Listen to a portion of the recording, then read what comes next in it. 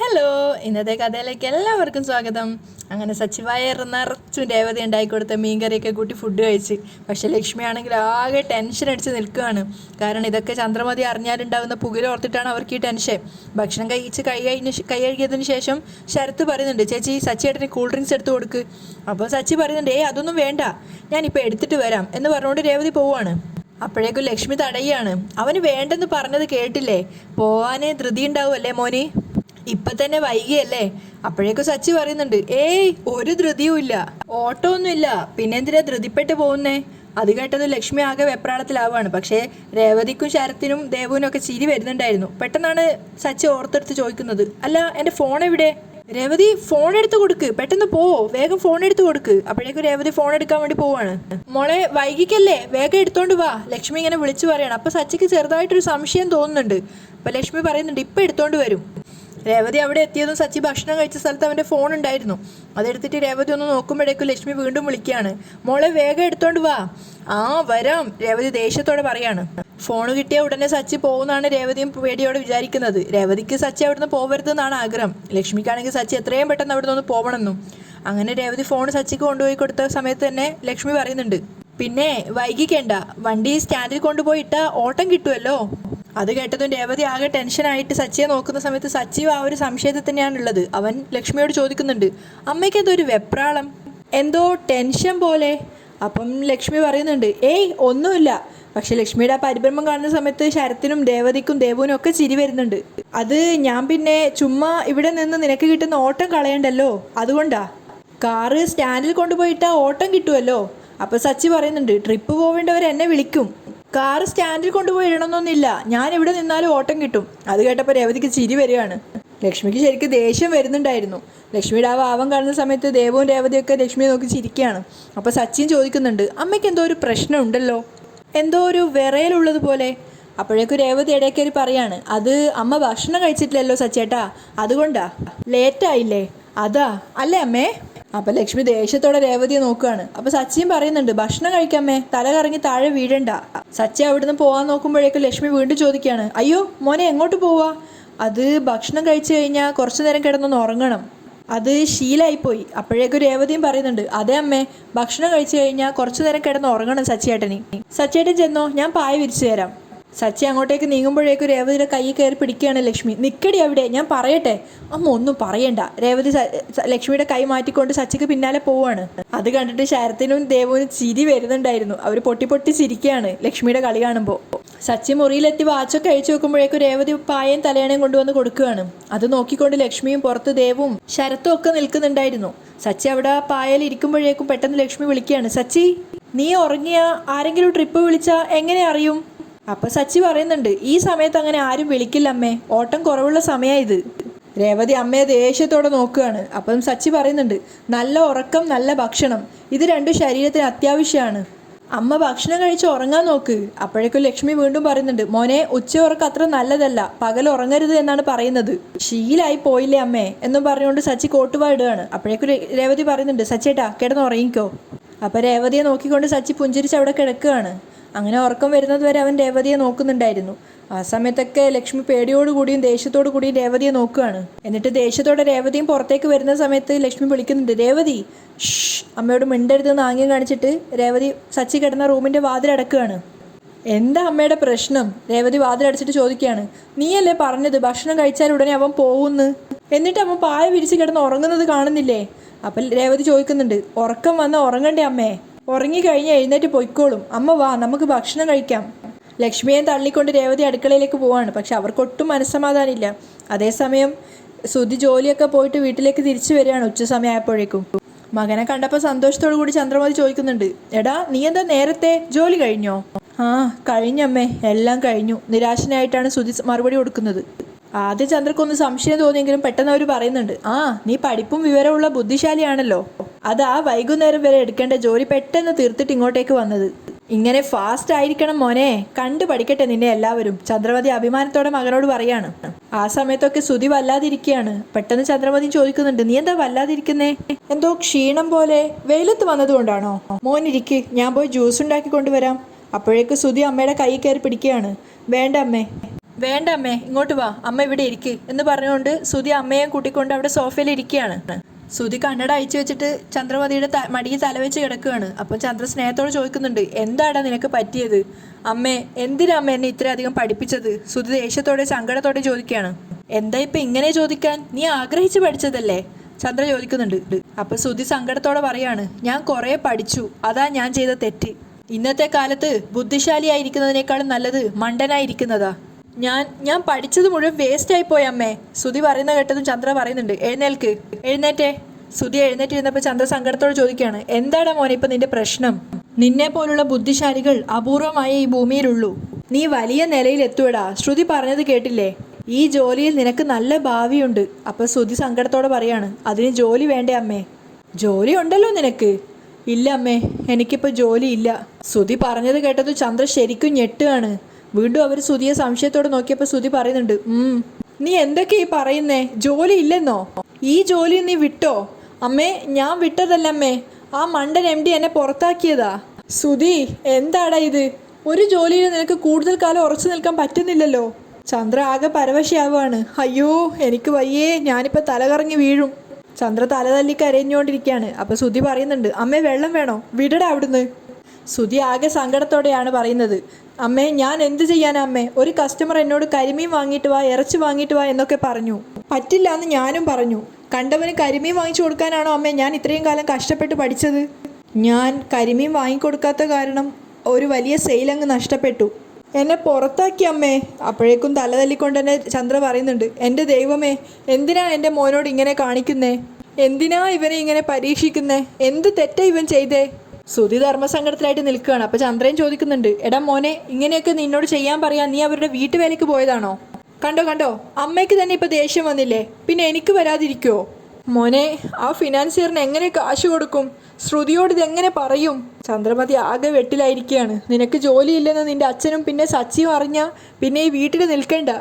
ഞാൻ എന്ത് ചെയ്യാനാ അമ്മേ? അമ്മേ, ഇതാ ഞാൻ പറഞ്ഞത്, സ്വന്തമായിട്ടൊരു ബിസിനസ് തുടങ്ങാമെന്ന്. ചന്ദ്ര മകനെ ദേഷ്യത്തോടെ നോക്കുകയാണ്. ഞാൻ തന്നെ എൻ്റെ മുതലാളി ആയെങ്കിലേ എൻ്റെ ജോലി നഷ്ടപ്പെടാതിരിക്കൂ, ശ്രുതി പറഞ്ഞു കൊടുക്കുന്നുണ്ട് അമ്മക്ക്. ചന്ദ്ര അതിന് മറുപടിയൊന്നും പറയുന്നില്ല, ദേഷ്യത്തോടെ മകനെ നോക്കുന്നേ ഉള്ളൂ. അപ്പം ശ്രുതി ചോദിക്കുന്നുണ്ട്, അമ്മേ, ശ്രുതിയോട് ഇത് എങ്ങനെ പറയും? അമ്മ പറയോ? പെട്ടെന്ന് ചന്ദ്ര പറയുന്നുണ്ട്, തൽക്കാലം ജോലി നഷ്ടപ്പെട്ട കാര്യം ആരും അറിയണ്ട.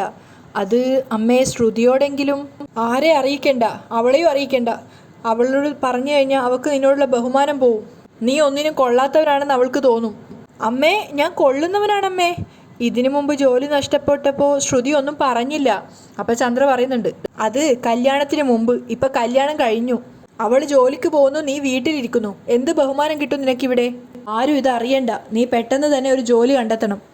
അതിനുശേഷം ഞാൻ തന്നെ ശ്രുതിയോട് പറഞ്ഞേക്കാം. അപ്പം ശ്രുതി പറയുന്നുണ്ട്, അല്ല, ഈ മുതലാളി ഇല്ലാത്ത ഏതെങ്കിലും ഒരു കമ്പനി ഉണ്ടാവോ ആവോ? അപ്പം ചന്ദ്ര ദേഷ്യത്തോടെ പറയുന്നുണ്ട്, ശ്രുതി നീ കളിക്കല്ലേ, ഞാൻ പറഞ്ഞത് ചെയ്യ്. ശരി അമ്മേ. പിന്നൊരു കാര്യം, നിന്റെ കാശുമായിട്ട് മുങ്ങി ആ പെണ്ണിനെതിരെ പോലീസിൽ പരാതി കൊടുത്തിരുന്നല്ലോ, അതിനെക്കുറിച്ച് അന്വേഷിക്കണം. ആ കാശ് തിരികെ കിട്ടിയാ ഈ സമയത്ത് നമുക്കത് ഉപകരിക്കും. ശരി അമ്മേ, ശ്രുതി പേടിയോടെ പറയാണ്. ചന്ദ്ര ദേഷ്യത്തോടെ അവിടുന്ന് പോകുന്നുണ്ട്.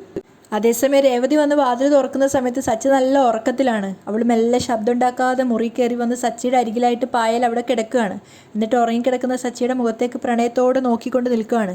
സച്ചി ഇതൊന്നും അറിയാതെ ഉറക്കത്തിനിടെ തന്നെ തിരിഞ്ഞു കിടന്നപ്പോൾ പെട്ടെന്ന് രേവതിയുടെ മേൽ കൈവെക്കുന്നുണ്ടായിരുന്നു. രേവതിയാണെങ്കിൽ അത് എൻജോയ് ചെയ്തുകൊണ്ട് കിടക്കുമ്പോഴാണ് പെട്ടെന്ന് പാത്രം ശബ്ദത്തിൽ തട്ടുന്ന ശബ്ദം കേൾക്കുന്നത്. അത് കേട്ടത് രേവതിക്ക് ദേഷ്യം വരുന്നുണ്ടായിരുന്നു. അവിടെ നോക്കുമ്പോൾ മുറിയുടെ തൊട്ട് മുന്നിൽ നിന്നാണ് ആ ശബ്ദം കേൾക്കുന്നത്. വേറെ ആരുമല്ല, ലക്ഷ്മി കയ്യിലും അതുപോലെ തന്നെ സ്പൂണും പാത്രവും വെച്ചിട്ട് സ്റ്റീലിൻ്റെ പാത്രവും വെച്ച് തട്ടുന്ന ശബ്ദമാണ്.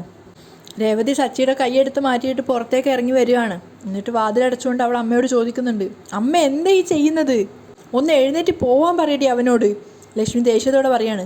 സച്ചിയേട്ടൻ്റെ അമ്മയെ പേടിച്ചിട്ടല്ലേ അമ്മ ഇതൊക്കെ കാണിക്കുന്നത്? രേവതി തിരിച്ചു ചോദിക്കുന്നുണ്ട്.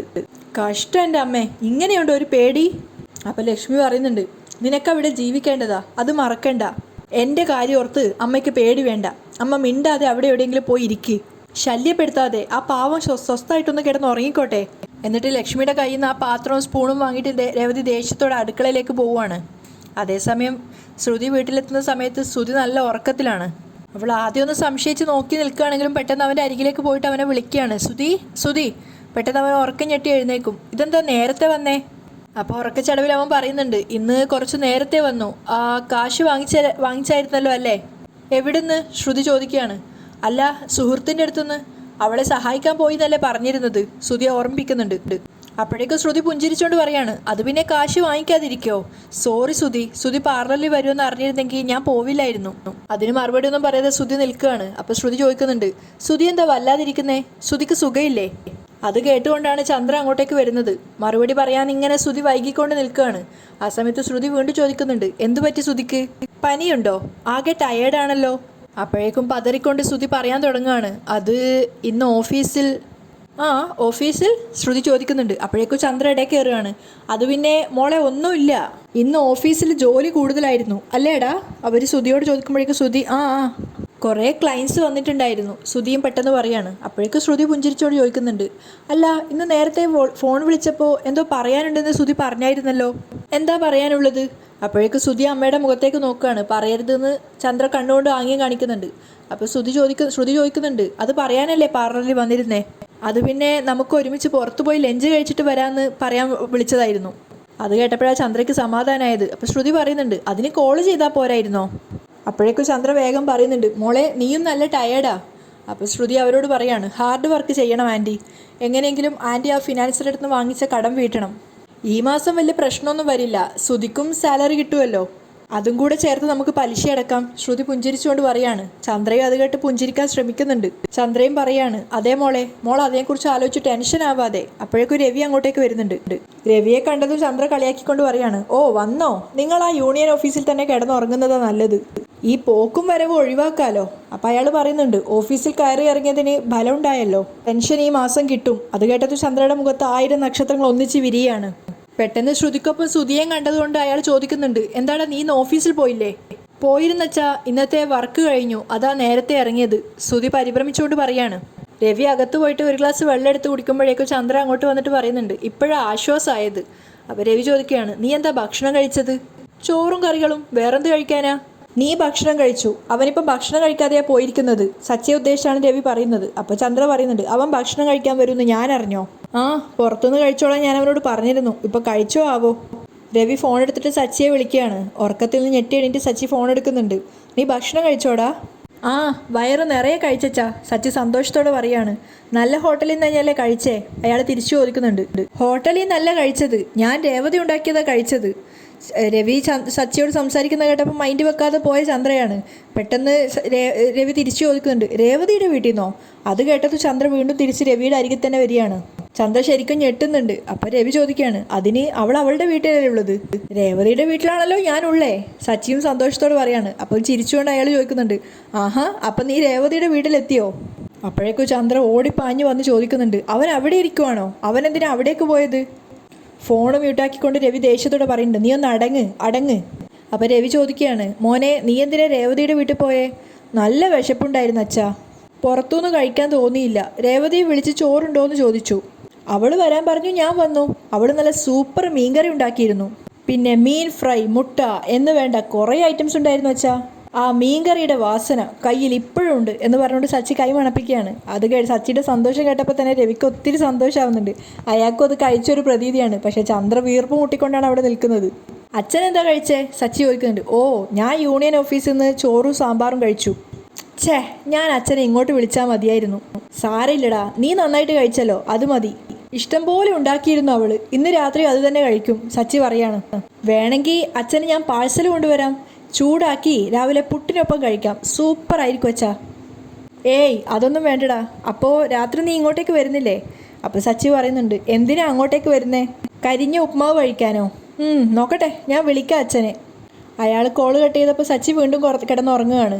അപ്പോൾ രവി ചന്ദ്രയോട് പറയുന്നുണ്ട്, ചന്ദ്ര, സച്ചിക്ക് രാത്രി ഫുഡൊന്നും ഉണ്ടാക്കണ്ട, അവൻ രേവതിയുടെ വീട്ടിൽ നിന്ന് കഴിച്ചോളും. അത് കേട്ടത് ചന്ദ്ര ഞെട്ടിക്കൊണ്ട് ചോദിക്കുന്നുണ്ട്, അപ്പോൾ രാത്രി അവൻ അവിടെയാണോ താമസിക്കുന്നത്? ഇങ്ങോട്ട് വരുന്നില്ലേ? വരുന്നില്ലെന്നാ തോന്നുന്നേ. രവി പറഞ്ഞതും ചന്ദ്ര ദേഷ്യത്തോട് പറയുന്നുണ്ട്, അവനെന്താ കളിക്കുകയാണോ? ആടി മാസത്തിൽ 2 ഇടത്തായിട്ട് അവിടെ ഇവിടെ നിർത്തിയിരിക്കുകയല്ലേ, അവൻ അവിടെ താമസിക്കരുത്. ചന്ദ്ര ദേഷ്യത്തോടെ പറഞ്ഞത് ശ്രുതി അങ്ങോട്ടേക്ക് വന്നിട്ട് പറയുന്നുണ്ട്, അതെ, ശ്രുതിയെ അമ്മയുടെ മുറിയിലല്ലേ കിടത്തുന്നത്. സച്ചി അവിടെ പോയി താമസിക്കുന്ന സ്ഥിതിക്ക് ശ്രുതിയെ എൻ്റെ മുറിയിലേക്ക് വിടണം. അത് കേട്ടത് ചന്ദ്ര ദേഷ്യത്തോടെ പറയുന്നുണ്ട്, നീ ചുമ്മാതിരിക്കടാ. അത് കേട്ടത് ശ്രുതി അനങ്ങാതെ മുകളിലേക്ക് കയറിപ്പോയി. അപ്പോൾ ചന്ദ്ര രവിയോട് പറയുന്നുണ്ട്, രവിയേട്ടാ, അവനെ വിളിച്ച് ഇങ്ങോട്ട് വരാൻ പറയും. അവനവിടെ നിൽക്കുന്നതോട് നിനക്കെന്താ ചന്ദ്രേ? ഒരു ദിവസമെങ്കിലും നല്ല ഭക്ഷണം കഴിച്ച് അവനവിടെ കഴിയട്ടെ. അവനവിടെ താമസിച്ചു എന്ന് കരുതി ഈ ലോകമൊന്നും അങ്ങനെ അവസാനിക്കാൻ പോകുന്നില്ല. അല്ല പിന്നെ. അയാൾ ബാഗും കൊണ്ട് അകത്തേക്ക് പോവാണ്. ചന്ദ്രയ്ക്ക് പക്ഷെ നല്ല ടെൻഷൻ ഉണ്ടായിരുന്നു. അവർ മനസ്സിൽ തീരുമാനിക്കുകയാണ്, ഇത് ഞാൻ ഒരിക്കലും അംഗീകരിച്ചു തരില്ല എന്നുള്ളത്. അവിടെയാണ് ഇന്നത്തെ എപ്പിസോഡ് വൈൻഡപ്പ് ചെയ്യുന്നത്.